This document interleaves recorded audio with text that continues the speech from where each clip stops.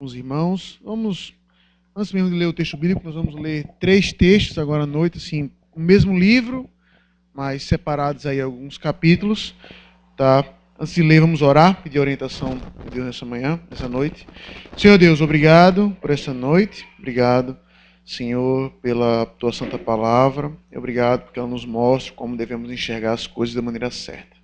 Te pedimos hoje à noite, quando nós vamos ver a visão de 2 homens, que nós possamos enxergar como um deles, que possamos aprender a ver não o tamanho do nosso inimigo, mas o tamanho do nosso Deus. Então, Pai, nos ajuda, abre o nosso entendimento, nós te pedimos essa noite. E em Cristo Jesus, nosso Senhor, que nós oramos. Amém. Pessoal, quando a gente fala na história de Davi e Golias, tá? É uma história em que aparentemente você pensa que não tem mais do que acrescentar nela. Uma história que você já... Se você cresceu na igreja, com certeza você cresceu ouvindo essa história, você já sabe todos os detalhes dessa história, você sabe que Davi foi lá no riacho, pegou 5 pedrinhas, rodou uma só na funda, atingiu no meio da testa do gigante. Você sabe o tempo de guerra, tá? Então, mas hoje a minha intenção, mais do que contar a história de Davi e Golias, é voltar um pouquinho os capítulos e tentar mostrar que Davi e Golias, na verdade, essa narrativa já acostumada a gente chamar até mesmo de Davi e Golias, ela é o ápice, ela é o auge, tá certo, de uma outra coisa que está acontecendo. Tá? A ideia principal da história de Davi e Golias não é simplesmente relatar o confronto que fez com que Davi ficasse famoso e pouco tempo depois se tornasse rei, mas é exatamente mostrando algo que acontece alguns capítulos antes. Para ser mais preciso, abra sua Bíblia em 1 Samuel, capítulo 8. Nós vamos ler alguns textos em 1 Samuel, todos de 1 Samuel, tá certo? Primeiro livro de Samuel, no capítulo 8.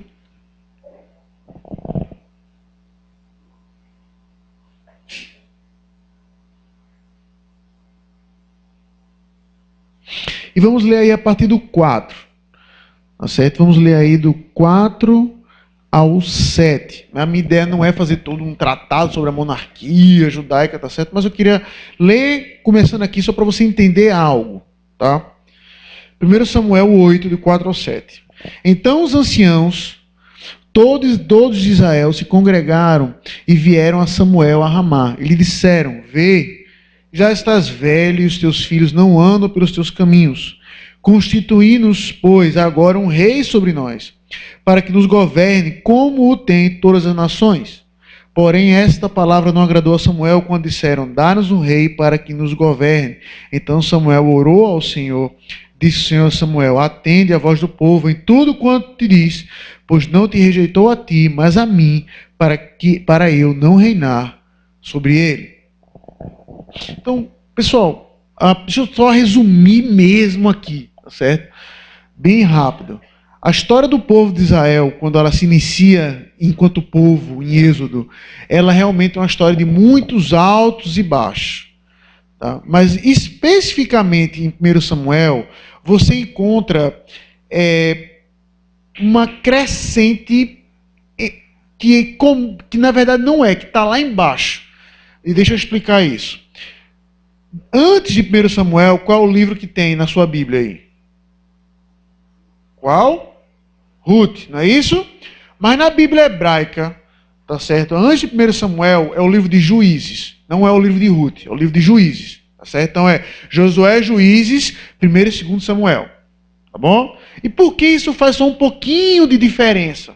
Apesar de Ruth cronologicamente estar certinho onde ele está, mas a ideia é porque quando você lê Juízes, Juízes termina no mais fundo do abismo. Juízes é um livro que ele começa lá em cima e termina lá embaixo. O primeiro juiz não é relatado defeito nenhum, e o último juiz, que é Sansão, é relatado todo tipo de defeito que você possa imaginar, Sansão tem. E o livro de Juízes termina de uma forma drástica, termina com uma guerra civil. E aí então, ou seja, o contexto de Israel era um contexto realmente de confusão. E aí quando você começa a ler Samuel, e quando você vê Samuel, no seu papel realmente de rei, mas sem ser um rei devidamente, mas um governante sobre aquele povo. Você começa a ter esperança de novo. Rapaz, olha quem é esse homem, olha como ele está organizando a nação de novo.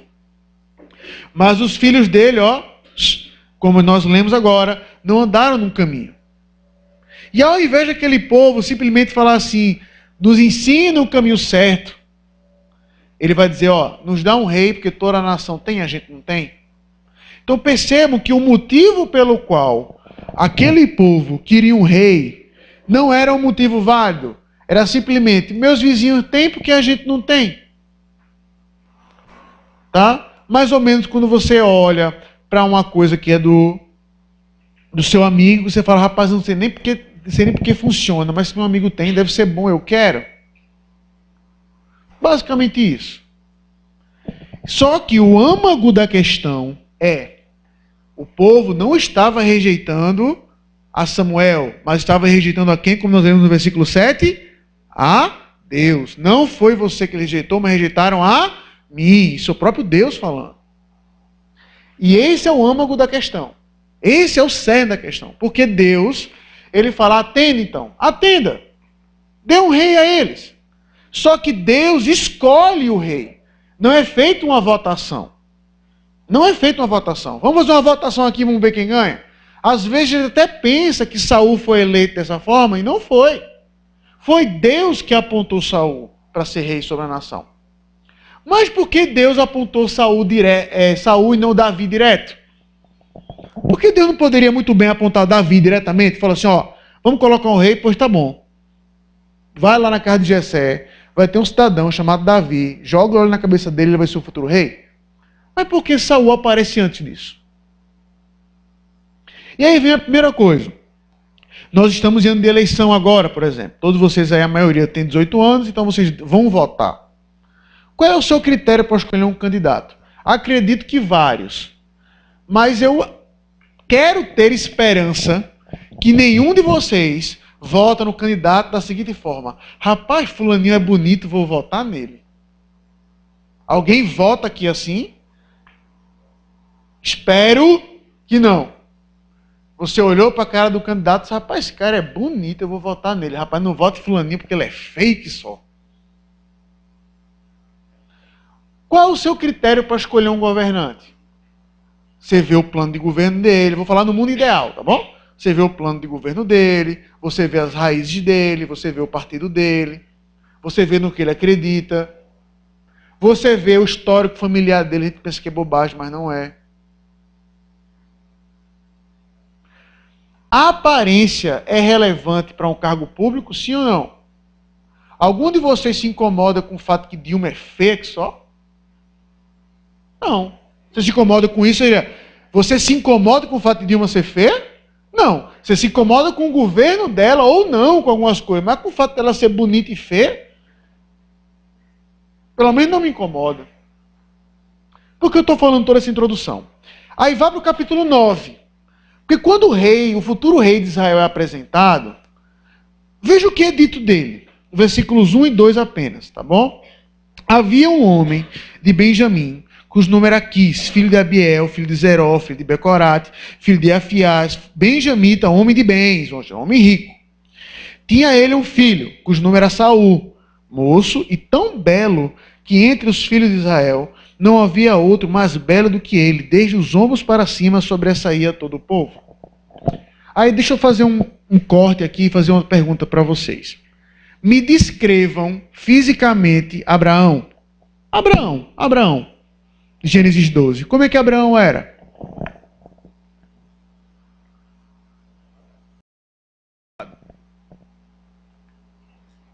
Que a Bíblia não diz. O que você sabe de Abraão, por exemplo? Que ele era rico. Que mais? Que ele era velho. Que mais? Que ele era casado. Mas em algum momento é descrito característica física de Abraão?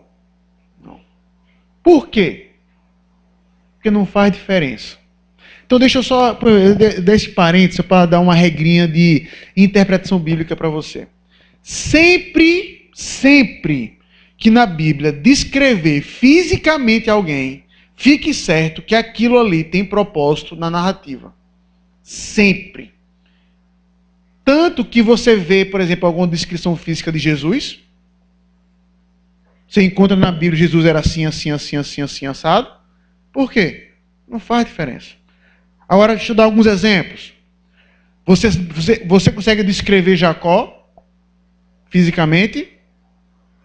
Como? Que ele não era peludo. Que informação boba, né? Saber que o cara era peludo ou não. Mas isso faz diferença na narrativa. Faz diferença na narrativa. Tá? Dito isso, Saul é apresentado como um rei ou como um modelo? Como um modelo. Meu amigo, não tem ninguém mais bonito. Que maneira de apresentar um rei?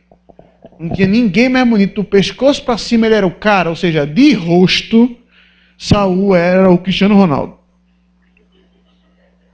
Para quem acha Cristiano Ronaldo bonito. Certo? Não tinha ninguém. Só que aí vem um grande ponto. Para quê? Qual a diferença faz você saber como Saul era ou deixou de ser? E mais, porque a gente, já quando já cresce na igreja, por muitas vezes, nas nossas histórias, já aprende assim, Saul foi um péssimo rei. E não é verdade. Você começa lendo a história de Saul, você vê que Saul derrotou Filisteu atrás de Filisteu, meu amigo. Só que ele erra. E aqui, como eu falei, não quero me focar tanto nisso. Eu quero chegar no conflito da vigorismo. Eu quero que você entenda a estrada até lá. E aí, quando Saul erra, quando ele faz o sacrifício que ele não deveria fazer por medo, aí Deus fala assim, olha, Deus rejeitou você agora. Veja a linguagem. O povo rejeitou a mim, lá em 1 Samuel 8. Aí em 1 Samuel, tá certo, 13, você vai ver agora, Deus rejeitou você. Aí agora vai para o capítulo 16, tá certo? Capítulo 15, desculpa. Vai para o capítulo 16, quer dizer, a rejeição no capítulo 15. Vai para o capítulo 16. Aí Deus fala assim, pois Samuel, vá lá que eu vou mostrar um rei que é segundo o meu coração. E aí, Samuel chega na casa de Jessé. Tá bom? Com todo lá o contexto que tem. E aí, veja aí o versículo 6. Sucedeu que, entrando eles, viu a Eliabe e disse consigo, certamente está perante o Senhor ungido. O cara não abriu nem a boca. Samuel olhou para o homem e disse, é ele. Aí o que é que Deus disse? Versículo 7, não atentes para a sua, nem para a sua, porque eu rejeitei. Porque o Senhor não vê como vê o homem vê o exterior, porém o Senhor o... Aí você começa a entender por que Saul é descrito em caráter físico. Olha o nosso rei como ele é bonito. Olha o nosso rei como é forte. E aí você percebe que até o próprio Samuel foi contaminado por isso. E aí entra filho após filho de Jessé. Não é esse, não é esse, não é esse, não é esse, não é esse, não é esse, não é esse. Meu amigo, tem mais um? Tem. O mirradinho. Tomando conta das ovelhas? Pô, traga. E aí, veja como Davi é apresentado. Porque quando a pessoa lê só 1 Samuel 17, se você só lê 1 Samuel 17, você pensa que Davi é o maior dos guerreiros. Mas quando você lê o capítulo anterior, no versículo 12, 1 Samuel 15, 16, 12, vai dizer, então mandou chamá-lo e fê-lo entrar. Ele era o quê? Por que essa informação? Ruivo. Qual é a diferença se Davi era ruivo, preto, moreno? Por quê? Mas por que eu tenho que fazer que ele era ruivo? Porque, pessoal, ruivo, naquele tempo, era sinal de fraqueza. Era sinal de uma pessoa que não consegue ficar muito tempo debaixo do sol. Não tinha protetor solar naquele tempo. A ideia de ser ruivo era a ideia de que ele era frágil. Que não era uma pessoa que conseguia ficar num campo de batalha, do sol torrando ele lá fora. Vai dizer que ele era ruivo, que ele era bonito de boa aparência, ou seja, um modelo também. Disse o Senhor, levanta-te e unge-o, pois este é ele. Aí Samuel, assim, veja que Samuel nem questiona. Mas ele deve ter olhado e falado assim, realmente, é porque é Deus. Porque se fosse qualquer outra pessoa, eu diria, se pode estar de brincadeira. O nosso rei, alto, bonito, a gente vai pegar agora um ruivinho, que não foi nem contado, não foi nem chamado, era um coitado, tão coitado, que nem chamado para jantar foi, ficou tomando conta das ovelhas. Esse era o contexto. 2 reis. 2 reis que você é apresentado fisicamente. Os 2 bonitos, mas um frágil. Um novo. Uma ovelha malhada, como vai dizer mais na frente. Aí quando você chega no capítulo 17, aí é por isso que eu não gosto de chamar o capítulo 17 de Davi e Golias, eu particularmente. Eu gosto de chamar o capítulo 17 de Davi e Saul. Porque é nesse momento onde você vai ver os 2 reis de Israel, um de fato e o outro de direito, diante do mesmo problema, e como os 2 enxergam. E nós vamos ver que um enxerga da forma certa e o outro da forma errada. A história de Davi e Golias nunca, na minha opinião, na minha singela opinião, nunca foi Davi e Golias, mas foi Davi e Saul. Comparar exatamente esse contraste. Por que isso, pastor? Por que o senhor acredita nisso? Porque aí, vamos ler agora o início do capítulo 17, tá bom? Ajuntaram os filisteus as suas tropas para a guerra e congregaram-se em Socó, que está em Judá, e acamparam-se entre Socó e Azeca, em Éfes-Damim. Porém Saul e os homens de Israel se ajuntaram e acamparam no vale de Elá, e ali ordenaram a batalha contra os filisteus. Estavam no monte do lado da Além, e os israelitas no outro monte do lado da Quém, e entre eles o vale. Então, só explicando aqui, pessoal, essa batalha não tinha estratégia, realmente era força bruta. O terreno favorecia os dois. Os dois exércitos estavam em lugares altos. A batalha se dava embaixo, no vale. Tá bom? Então saiu do arraial dos filisteus um homem guerreiro, cujo nome era Golias de Gate. E aí, antes de continuar lendo, deixa eu já explicar isso. Se você já assistiu aquele filme, recentemente só me lembro dele, Troia.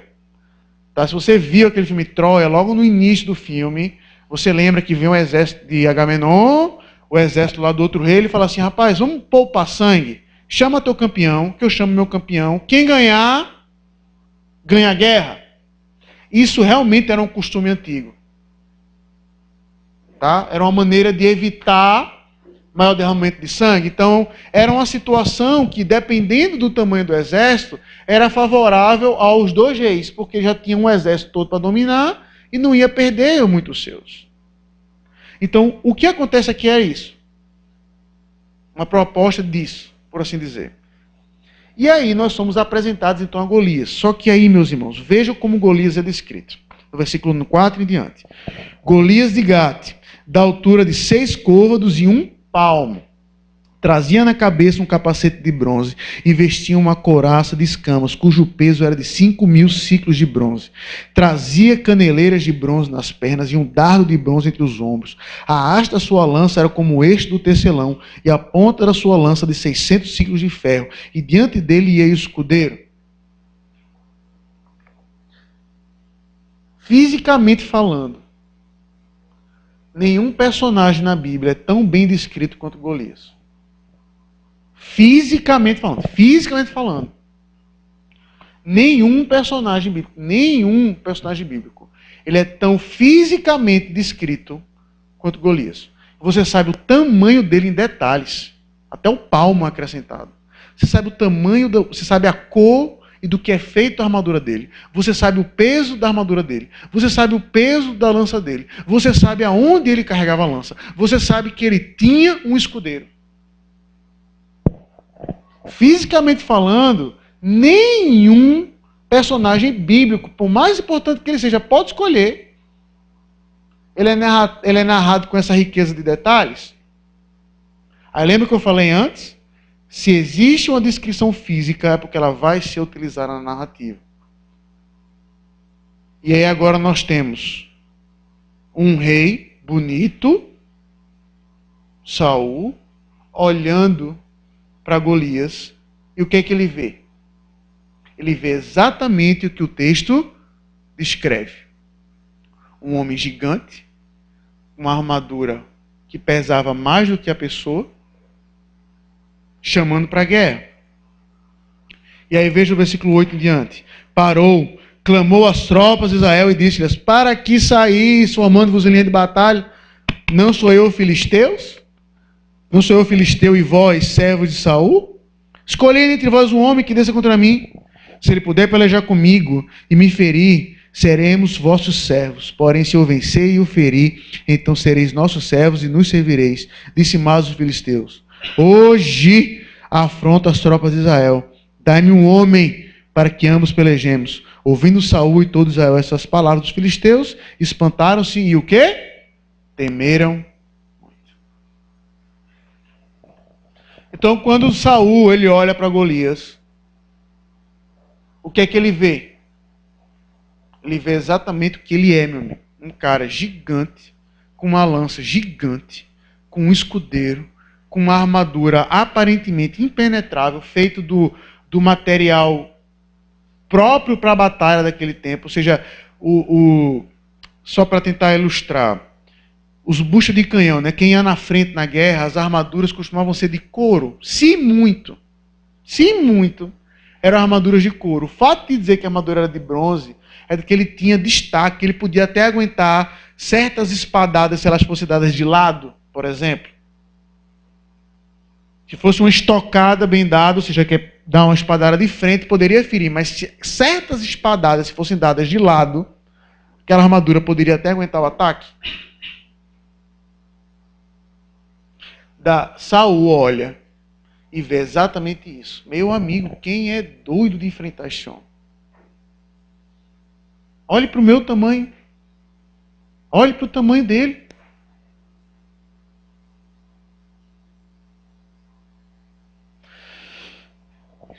E aí, pessoal, vamos ler todo o texto. Eu estava pensando se eu lia ou não todo o texto, mas até para o nosso próprio enriquecimento. É uma leitura um pouco longa, mas vamos ler todo o texto a partir do versículo 12, tá certo? Davi era filho daquele Efrateu, de Belém de Judá, cujo nome era Jessé, que tinha 8 filhos. No dia de Saul, era já velho e adiantado em anos entre os homens. Apresentaram-se os 3 filhos mais velhos de Jessé, que nós sabemos anteriormente que eram o quê? Valentes, que eram fortes. Então, quando Golias insultou o povo e chamou: venham, me encarem, os 3 de Jessé estavam onde? Ouvindo aquilo. E nenhum deles se prontificou para lutar. Então vejam. Eliabe, o primogênito, o segundo Abinadab e o terceiro Samá. Davi era o mais moço. Só os 3 maiores seguiram Saul. Davi, porém, ia a Saul e voltava para apacentar as ovelhas de seu pai em Belém. Chegava-se, pois, o filisteu pela manhã à tarde, e à tarde apresentou-se por 40 dias. Então, meus irmãos, veja quanto tempo Golias ficou lá. Quando a gente às vezes lê o texto, pensa que foi só uma horinha. Não, foram 40 dias, meu amigo, de provocação. 40 dias, é muito tempo. Disse Jessé a Davi, seu filho: leva, peço-te para os teus irmãos uma éfa deste trigo tostado e esses 10 pães, e corre a levá-los ao acampamento aos teus irmãos. Porém, esses 10 queijos, leva-os para o comandante de 1000, e visitarás teus irmãos a ver se vão bem, e trarás uma prova de como passam. Saul e eles, e todos os homens de Israel estão no vale de Elá, pelejando contra os filisteus. Davi, pois, no dia seguinte, se levantou de madrugada, deixou as ovelhas com um guarda, carregou-se e partiu, como Jessé lhe ordenara, e lhe chegou ao acampamento, quando já as tropas saíam para formar-se em ordem de batalha e a gritos chamavam a peleja. Os israelitas e filisteus se puseram em ordem, fileira contra fileira. Davi, deixando que trouxera os cuidados do guarda da bagagem, correu à batalha, e chegando perguntou aos seus irmãos se estavam bem. Estando Davi ainda a falar com eles, eis que vinha subindo do exército dos filisteus o duelista, cujo nome era Golias, o filisteu de Gate, e falou as mesmas coisas que antes falara, e Davi o ouviu. Pessoal, por que Golias é reapresentado aqui? Você não já sabe quem era Golias? O texto não acabou de descrevê-lo. Mas ele vai dizer que chegou de novo um duelista chamado Golias, de Gate e tudo. A diferença é apenas uma, que é a última frase. Davi o ouviu. Dessa vez, um novo personagem entra na história. Porque até então, nós tínhamos Golias e um rei, que era quem? Saul. Agora nós temos Golias e quantos reis? 2. Saul e Davi. Os dois ouviram as mesmas coisas. Saul olhou o tamanho do problema e disse, meu amigo, não dá. Vamos ver agora o que Davi fez. Todos os israelitas, vendo aquele homem, fugiam diante dele e temiam grandemente. E diziam uns aos outros, viste aquele homem que subiu? Pois subiu para afrontar Israel. A quem o matar, o rei o cumulará de grandes riquezas, lhe dará por mulher a filha, e a casa do seu pai isentará de impostos de Israel. Então falou Davi aos homens que estavam consigo, dizendo, que farão aquele homem que ferir este filisteu e tirar afronto sobre Israel? Quem é, pois, este incircunciso filisteu para afrontar o exército de Deus vivo? E o povo lhe repetiu as mesmas palavras, dizendo, assim farão o homem que o ferir. Ouvindo Eliabe, seu irmão mais velho, falar aqueles homens, assim deu-se-lhe a ira contra Davi e disse, por que desceste aqui? É a quem deixaste aquelas poucas ovelhas no deserto? Bem conheço tua presunção e tua maldade. Desceste apenas para ver a peleja. Respondeu Davi, que fiz eu agora? Fiz somente uma pergunta.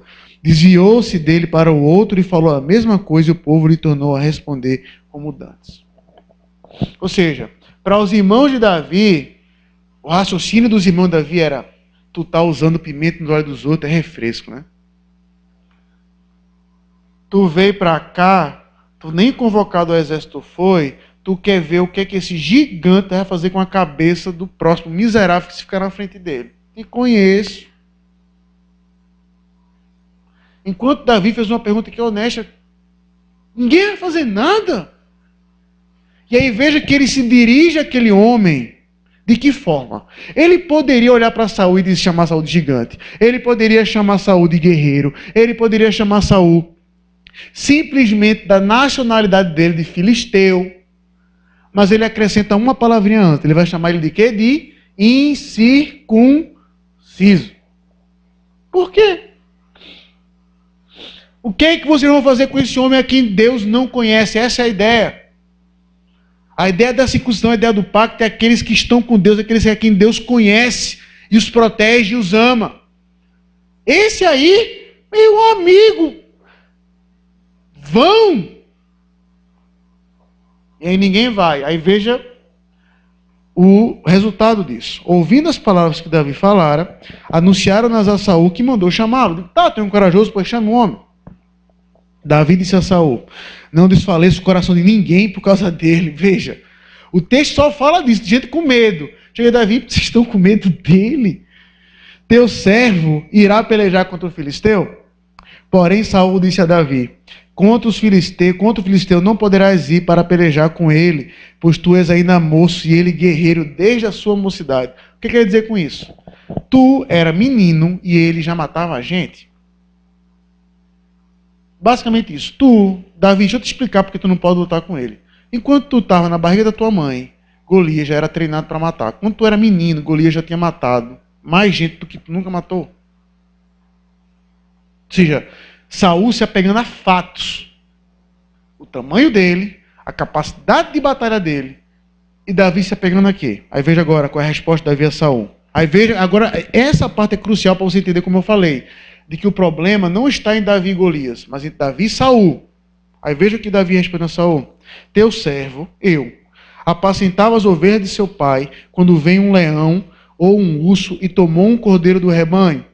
Eu saí após ele, o feri e o livrei do cordeiro da sua boca. Levantando-se ele contra mim, agarrei-o pela barba e o feri e o matei. O teu servo matou tanto o leão como o urso. Este incircunciso aí, filisteu, será como um deles, porquanto afrontou o exército do Deus vivo. Aí, meus irmãos, percebam o jogo de palavras que é utilizado aqui, ao longo de toda a narrativa, para mostrar como o problema aqui é um problema de cosmovisão. Como foi que que Golias afrontou o exército? Volte aí para o início do capítulo 17. Veja aí, tá certo? Quando Golias se apresenta para pelejar, veja aí o versículo 8. Não sou eu, filisteus, e vós servos de quem? Servos de Saul. Mas quando Davi chega, ele entende que a afronta é para Saul? Não. Ele coloca o pingo no i. Ele afrontou, não foi você não, rei.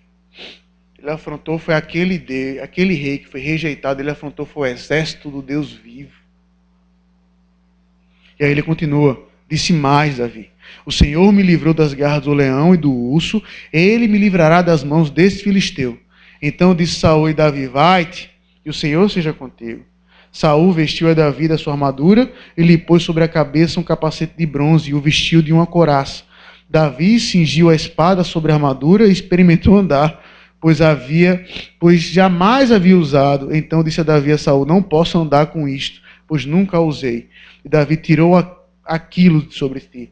Tomou seu cajado na mão, escolheu para si 5 pedras lisas do ribeiro e a pôs no alforje de pastor que trazia, a saber, no surrão. E lançando mão de sua funda, foi chegando ao filisteu. E aí o ápice do drama.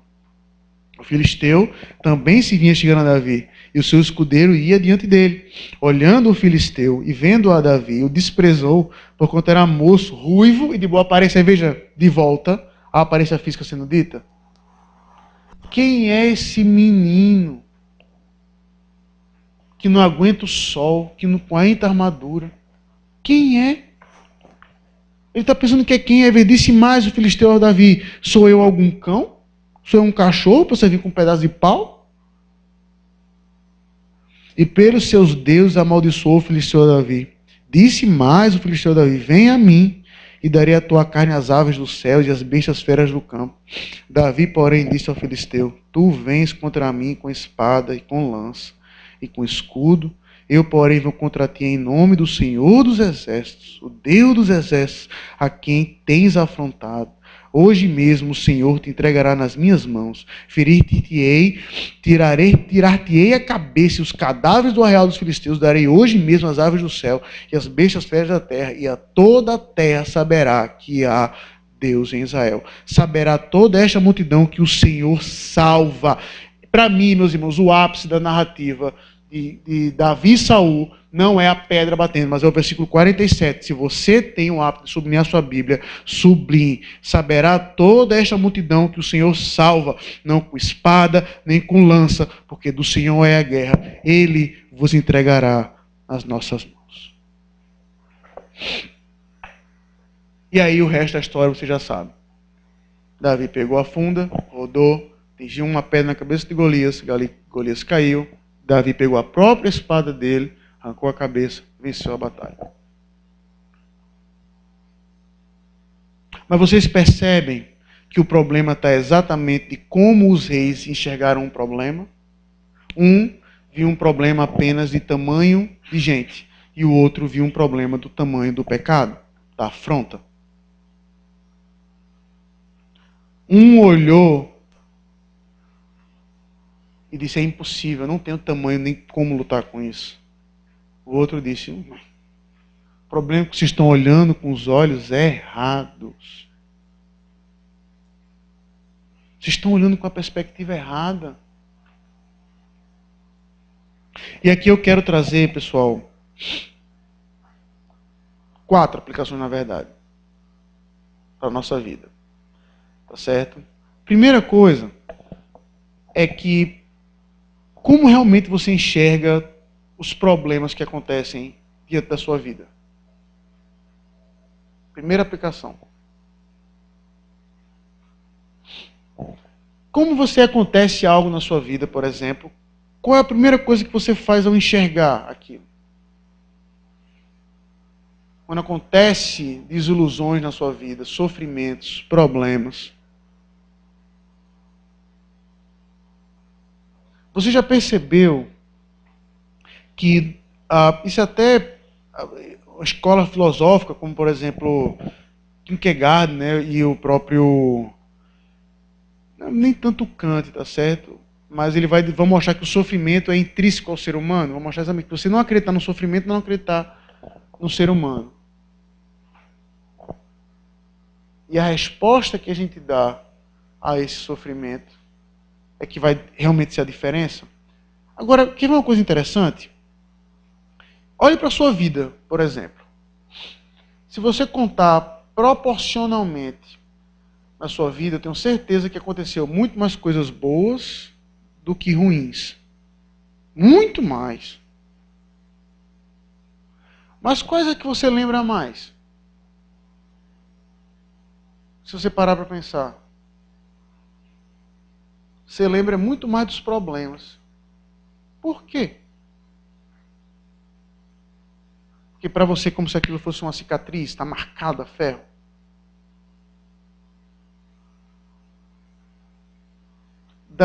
Saul, ele olhava para o problema e só via o problema. E só via o problema. Olha aí. E eu não tenho força para lutar contra isso. Davi, veja que ele compara Golias com quem? Com o urso, com o leão. Por que ele faz isso?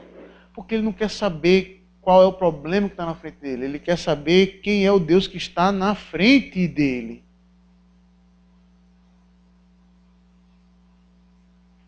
Enxergando de maneira errada, como Saul, ou enxergando de maneira certa, como Davi?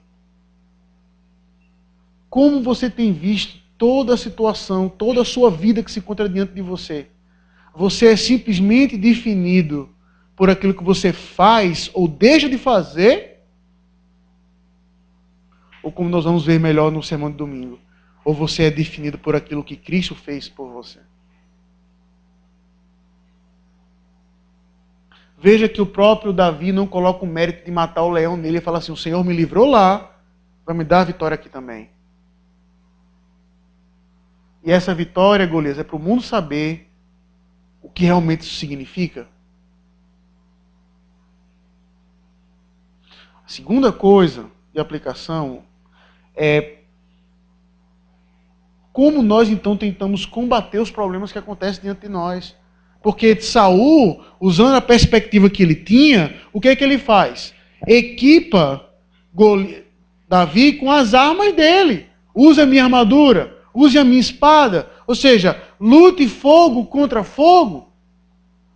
Vá do mesmo jeito, use a mesma mecânica. Rapaz, eu sei que você não é forte, eu sei que você é ruivo, eu sei que você é pequeno, eu sei que você é um pastor de ovelha, mas demonstre força. Vá lá.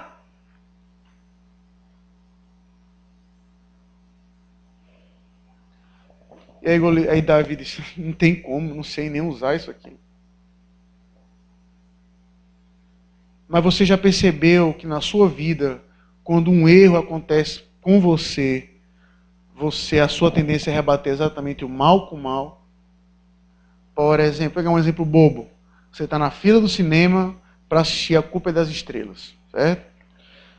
E aí, eu não sei como é que foi aqui, mas em Teresina era gente, meu filho, para assistir esse filme. Gente para assistir esse filme. Aí você está lá na fila, e aí você vê um cidadão furando fila. Pau! Na sua frente.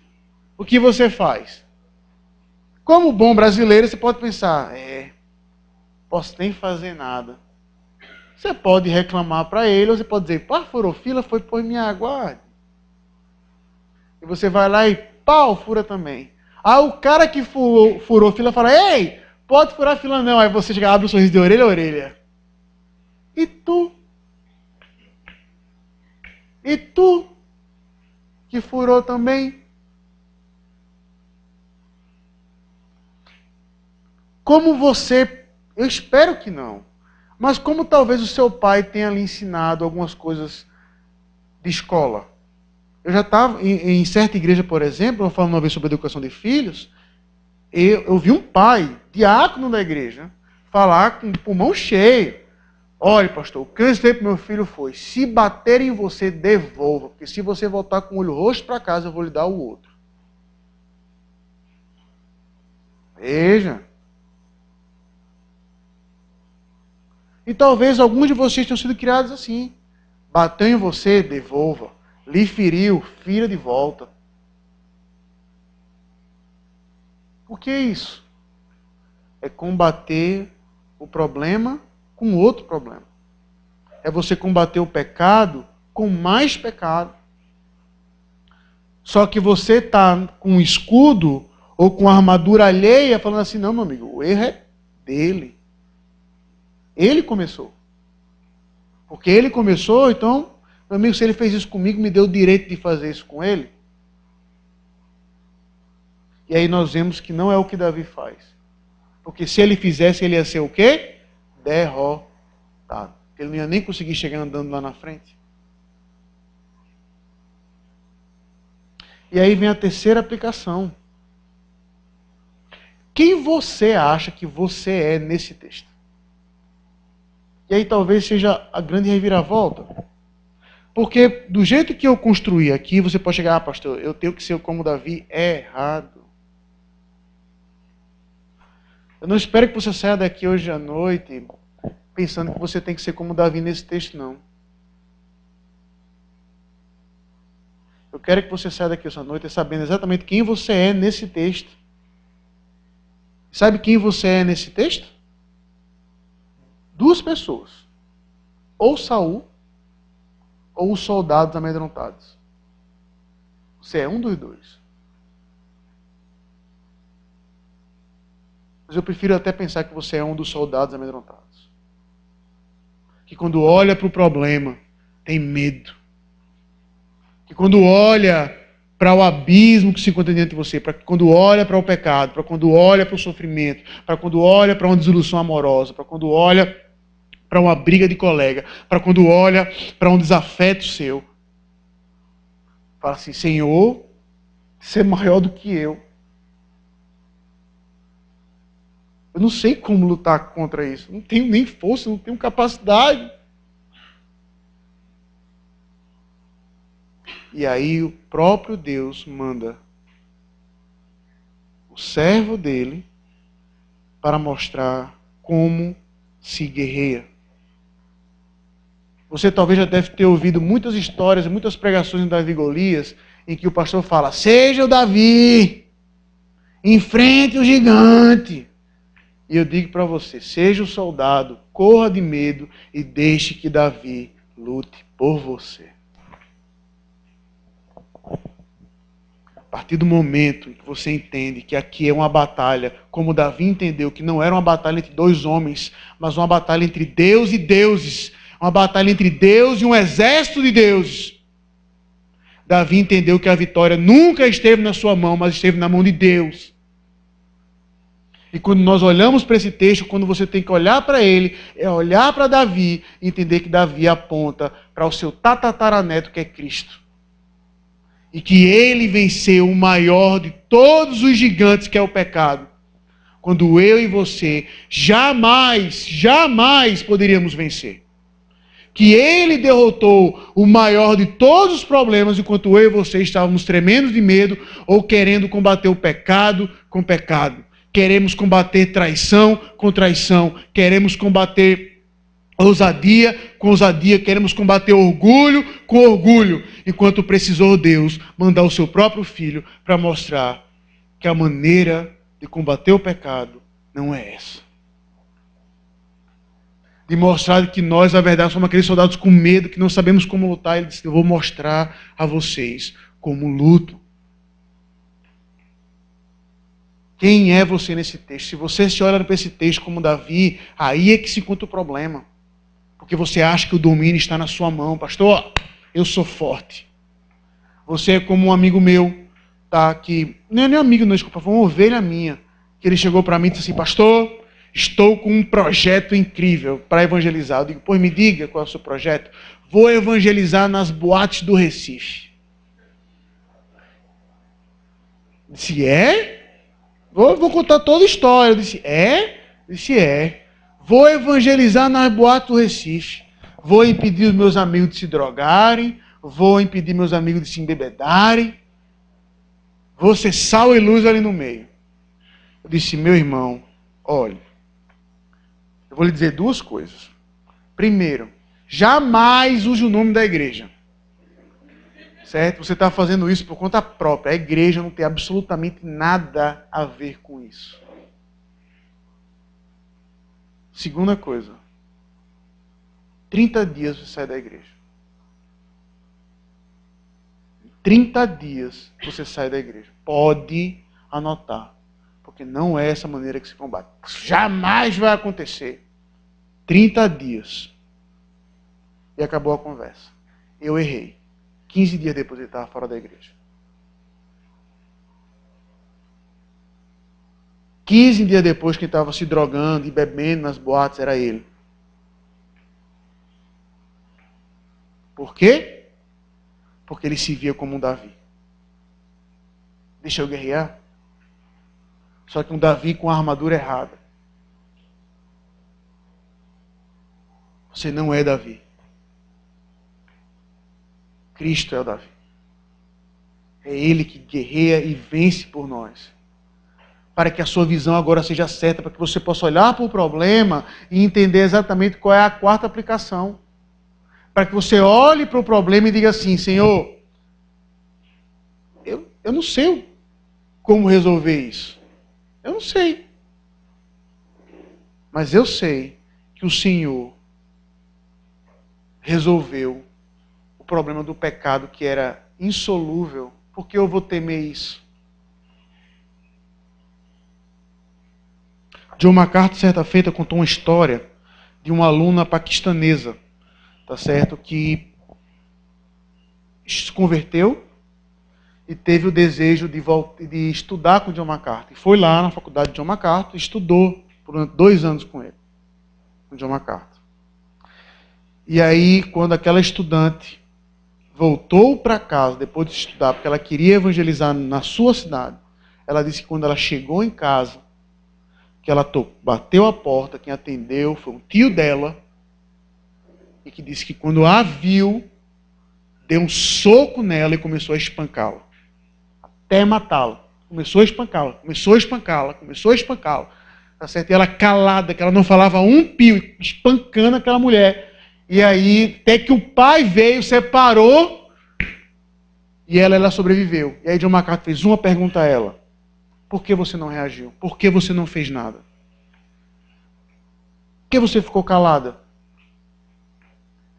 Resposta. Porque eu tenho um Cristo que deu a vida por mim. E se a minha morte pudesse salvar o meu tio, eu morreria de bom grado.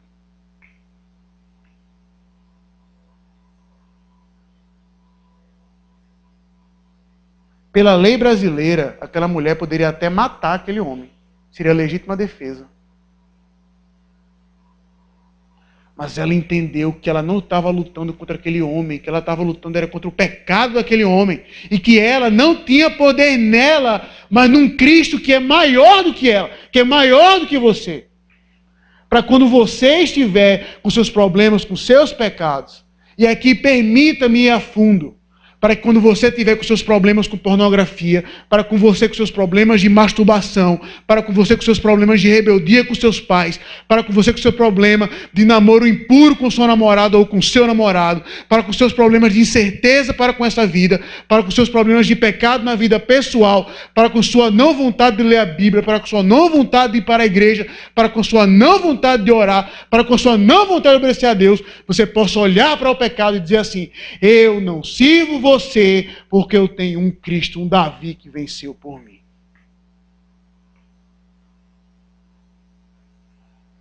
Quando você enxerga da maneira certa, como Davi enxergou, como Cristo combateu, nós não precisamos temer o pecado, nós não precisamos temer o diabo, nós não precisamos temer nem a própria morte.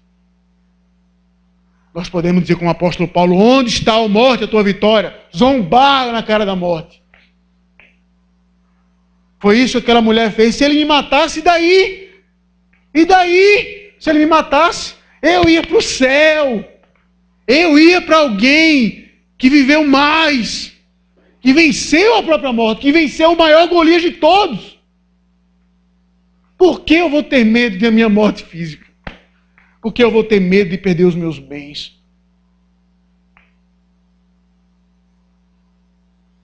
Você não é Davi nesse texto.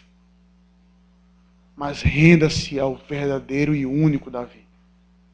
Para que você possa ter força para combater as tentações da sua vida.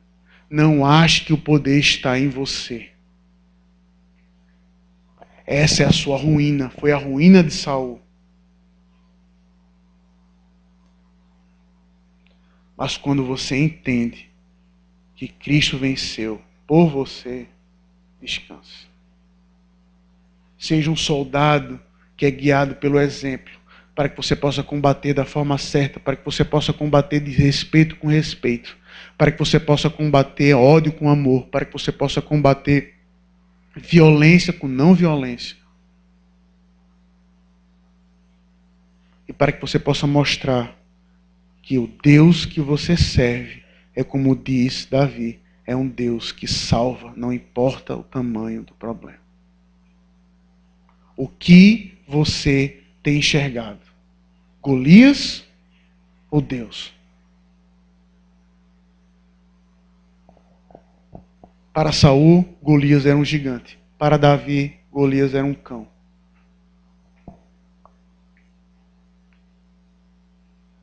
Você tem um Cristo que venceu a própria morte. O que são as outras coisas? Você tem um Deus que entregou o próprio Filho por você. O que são as outras coisas? Como você tem combatido as tentações do seu dia a dia? Em quem você tem se agarrado? Se você tem se agarrado em você mesmo, você vai perder, ou já é um perdedor nessa batalha há muito tempo. Agarre-se no Filho de Davi, no Cristo que venceu. No sermão de domingo nós vamos ver exatamente o que ele fez para essa grande vitória na cruz. E respondeu uma pergunta: quem sou eu? Eu espero que você saiba como ele lutou. Que Deus nos abençoe. Vamos orar? Senhor Deus, muito obrigado, porque o Senhor é o nosso campeão. Porque se fôssemos por nós mesmos, nós seríamos como Saul, querer combater pecado com pecado, só íamos ver o tamanho do problema. Somos como aqueles soldados ali, medrosos, não sabemos como lutar. Mas te louvamos, ó Pai, porque nós somos vitoriosos sem derramarmos uma gota do nosso sangue. Mas somos vitoriosos porque o Senhor venceu. Que o Senhor destruiu o maior de todos os Golias, que é o pecado. Que o Senhor venceu a morte, o Senhor venceu o inferno. Para nos dar, sim, coragem, para mostrar que nós temos as armas em nossas mãos, para enxergarmos o mundo da maneira certa e para combatermos o pecado da maneira certa, que é na dependência de Cristo e da sua obra. Que nesse texto que mostra dois reis em conflitos, que o verdadeiro rei triunfe sobre as nossas vidas, que destrone o rei dos nossos corações, que acabe com os nossos ídolos, que acabe com os nossos deuses, que acabe com o nosso orgulho, que acabe com a nossa luxúria, que acabe com a nossa vaidade, que acabe com a nossa baixa estima, e que nos mostre que nem por força, nem por violência, mas por aquilo que Cristo fez, é que o Senhor é um Deus que salva. Obrigado, Senhor, pela Tua santa palavra, que sempre se renova a cada dia. Muito obrigado por esse acampamento, pelo privilégio que nós temos aqui de ouvirmos a Tua voz. Mas eu já te peço, Deus, que possamos já passando da metade do acampamento, sairmos e não sermos apenas ouvintes, mas praticantes da Tua palavra. E no nome de Cristo Jesus, nosso Salvador, nosso Davi, que nós oramos. Amém.